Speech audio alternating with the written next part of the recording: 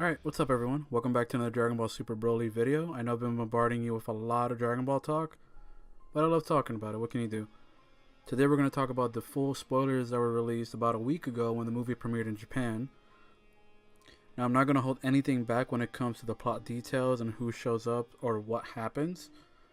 So right here is your last chance. I'll give you 5 seconds starting now.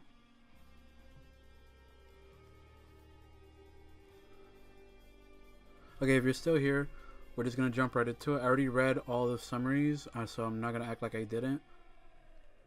I'm just going to go over like the key points of it and just give my overall thoughts of the movie's details. Again, first, shout out to Kenzaro for typing all of this up for everyone to read. So we're just going to start off. The beginning is just the history of the scenes that we saw from the second trailer, the second official trailer, which is like, you know, Dragon Ball Minus and Bardock, Father of Goku kind of story of Frieza showing up, killing all the Saiyans. Only difference is that Paragus follows Broly to Vampa, but the cool thing about this is that it's all a big misconception apparently, because according to this, Broly's father assumes that it was because King Vegeta was jealous and holds a grudge against King Vegeta. And he thought that King Vegeta sent Broly away because he was jealous, rather than protecting him, which was the case apparently.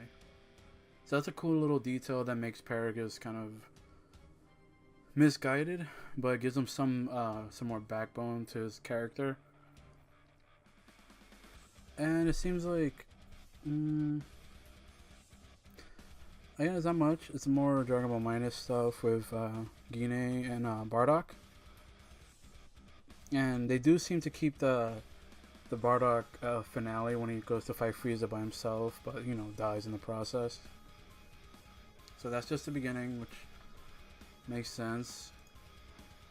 And then part 2 is just pretty much going over like Goku, like where everyone is at after the Tournament of Power.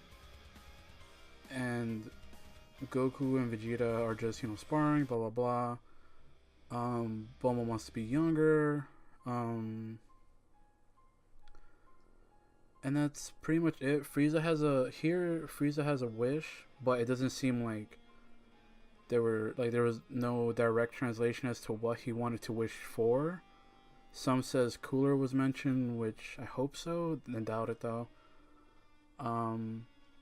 So we'll see what happens with that. Not many plot details here. Just kind of showing where everyone's at.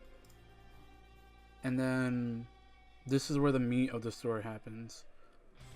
So this is where they cut to Broly and Paragus on planet Vampa still, and it's pretty much saying that Broly's all grown up, blah blah blah, that he's just in general kind of like antisocial, well, cause duh. And so here's just pretty much explaining like the meat of the story, saying how Broly and Paragus meet Frieza, how they got on Frieza's ship, and how they got the armor, and how they get to planet Earth. And then it pretty much just goes into the action scenes, you know, like the ones we see in the trailer where he goes, "Do it, Broly," and then he punches Vegeta, and Vegeta has no effect. So pretty much it's saying that the first fight is Vegeta versus Broly. So that's interesting to see how like Vegeta's fighting Broly, and then he has to go power up, and then even in Super Saiyan form he's overpowering him, but then Broly starts getting stronger than that, forcing Vegeta to go into his Super Saiyan God form. And then at that point, even in his God form, he's not as strong as Broly, so Broly apparently gets the better of him and beats the crap out of Vegeta, looks like. And then it's Goku's turn, pretty much rinse and repeat. However, again, what we're missing is obviously like the animations and the fighting scenes. The thing that it's saying here is that those scenes are gorgeous though, so that's good to know, which we already knew, I mean, pretty much from the get-go. The main thing that I take away from this though is that Broly did not have Super Saiyan initially. It seems to me here that Frieza does kill Paragus, and then Broly gets angry, and then after that he turns into a Super Saiyan. So it's kind of like a callback to the way he killed Krillin and then activated Goku's Super Saiyan power. So no bubbly energy in the back. It just went straight for the original anger uh, explanation.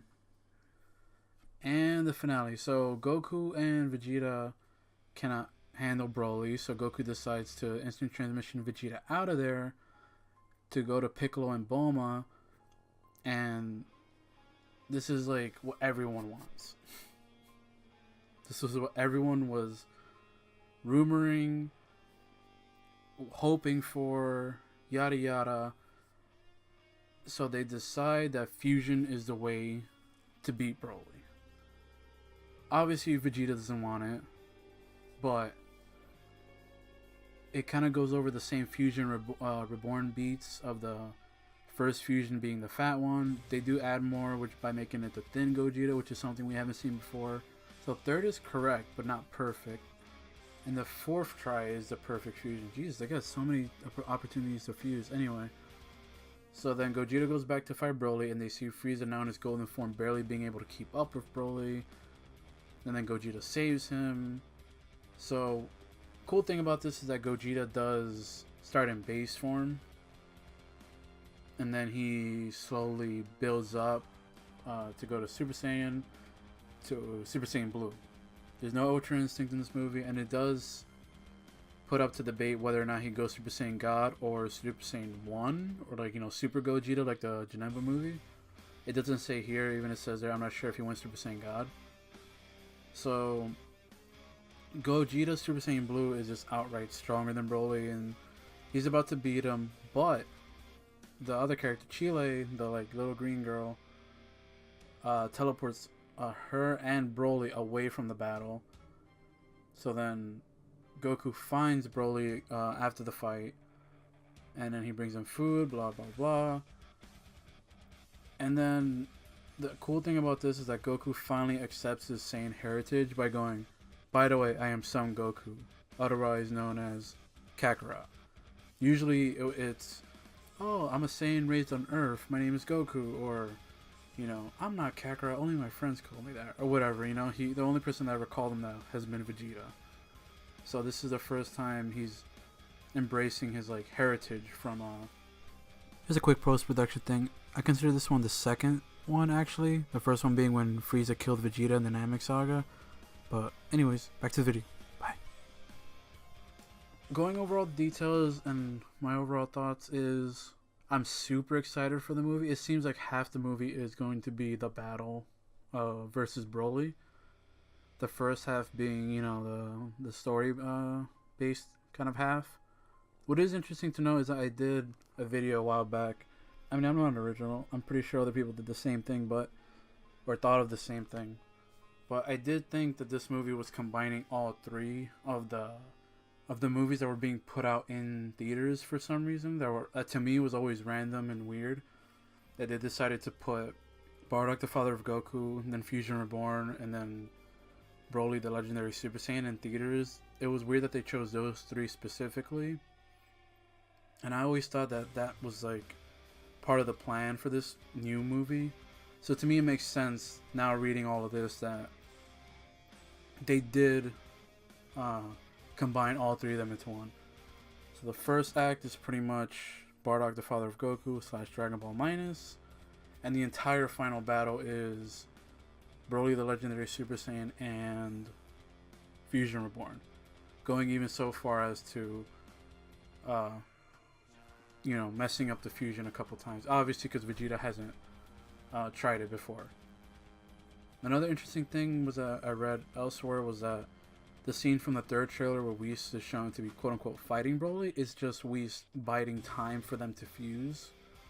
So that makes more sense, because obviously Whis is like, he's an angel, he's stronger than Beerus, and God knows how strong he really is, so he probably can one-shot Broly, but obviously he's not there to fight, it's not his purpose, so he's just biding them time. So overall, I just can't wait. To me, reading all these spoilers and like talking about it, I don't feel then like I spoiled myself and like the experience. To me, I feel like watching the movie is going to bring all these emotions out even stronger. I don't know if I'm weird for that, because now knowing all of this and expecting Gogeta or waiting for Gogeta, or just watching all the beautiful visuals, is gonna just blow my mind. Like, just reading it is cool, talking about it is cool, but to me, getting spoiled. Dragon Ball is a weird thing where getting spoiled doesn't really neglect the experience for me personally. I can see how it does for just people who don't like spoilers in general, which I get. So if you didn't watch this video, that's completely fine. Anyway, thank you for watching, and let me know what you guys think down below. Leave a like and comment, and subscribe if you're new here. And remember to follow Ken on Twitter. And let me know what you guys think of the Broly spoilers. Like, what do you think? Does it ruin the hype for you? Does it hype you up more? Because it hypes me up more for sure.